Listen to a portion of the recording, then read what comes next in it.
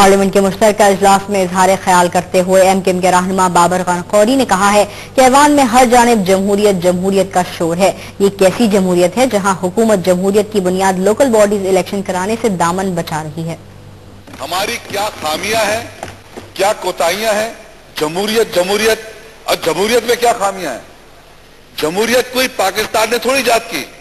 जिन्होंने जमहूरियत इजाद की उनसे हमने ली और अपने अंदाज में ढाल ली कि जमहूरियत के अंदर जागीरदार का रोल कैसा रहेगा, वडेरे का, सरदार का रोल अपने हिसाब से उस जमहूरियत को सेट कर लिया। जमहूरियत के अंदर कहीं ये नहीं होता कि जमहूरी हुकूमत हो और जमहूरियत की जो बुनियादी रूह है लोकल गवर्नमेंट वो हो ही ना। ये पाकिस्तान की सबसे बड़ी बदकिस्मती है, जमहूरियत की भी बदकिस्मती है। एमकेएम के रहनुमा बाबर गौरी कहते हैं कि हम हुकूमत के साथ खड़े हैं, वजीर आजम को कोई ताकत नहीं हटा सकती। आर्टिकल 245 के नफाज हुकूमत का दुरुस्त फैसला था। जिस अहद में लुट जाए फकीरों की कमाई, उस अहद के हुक्मरानों से कोई भूल हुई है। पार्लियामेंट में खिताब करते हुए बाबर गौरी ने कहा कि नवाज शरीफ पूरे पाकिस्तान के वजीर आजम हैं, हम हुकूमत के साथ खड़े हैं। पार्लियामेंट की मजबूती के लिए हम सब खड़े हैं, वजीर आजम के साथ हैं। जब भी वजीर आजम साहब ने बुलाया हम लोग गए और वो एक उनकी कुर्सी का एक तकद्दुस है। जनाब स्पीकर, हम ये भी चाहते हैं कि उस तकद्दुस को कोई पामाल ना करे, कोई बाय फोर्स ये ना कहे कि वो रिजाइन कर जाएं। इस पे तो हम पूरी तौर पे जमहूरियत के साथ पार्लियामेंट की मजबूती के लिए हम सब एक हैं। उन्होंने कहा कि हुकूमत की जानिब से आर्टिकल 245 का फैसला दुरुस्त था। पार्लियामेंट में कुछ तकारीर में एक इदारे को टारगेट किया गया जो मुनासिब नहीं। यहाँ पे कुछ तकारीर हुई, मैं समझता हूँ मुनासिब नहीं थी। दर पर्दा नाम लेके या बगैर नाम के इशारों के तहत एक मौजूद इदारे को जो है वो टारगेट किया गया जो नामुनासिब था। बाबर गौरी ने कहा कि धरने के इश्यूज पर हमें बात करनी चाहिए।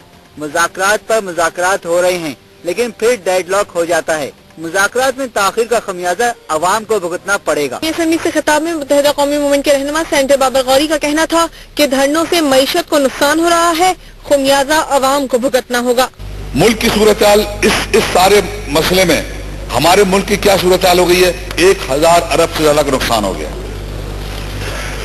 इसके बाद जो वहां पे सिविल नाफरमानी की अपील की गई, उस वक्त ये अपील की गई जब हमारे जरे मुबादला के जो जखायर थे वो महफूज हद जो होती है उससे भी नीचे थे, और उसके बाद ये अपील की गई तो उससे और मजीद नीचे आ गए। वो गुज़िश्ता चंद हफ्तों के अंदर जो आपने देखा रुपए की कदर जो कम हुई, कीमत कम हुई, उससे भी अरबों रुपए का हमें नुकसान हुआ।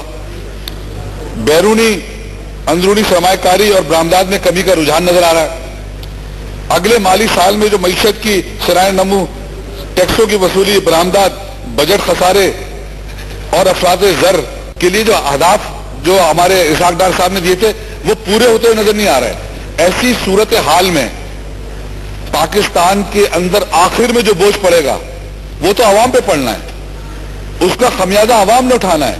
हम जितना इन चीजों को डिले करेंगे, इस जो आज हम यहाँ अंदर बैठे हैं इस पे करोड़ों रुपए खर्च हो रहे हैं अवाम के टैक्सों के, और हम यहाँ बैठ के अगर हम सिर्फ इन चीजों पे डिबेट करें कि हम किसी के खिलाफ बात करें, हमें यहाँ पे मज़बत अंदाज में अपनी अपनी तजावीज लेके आनी चाहिए।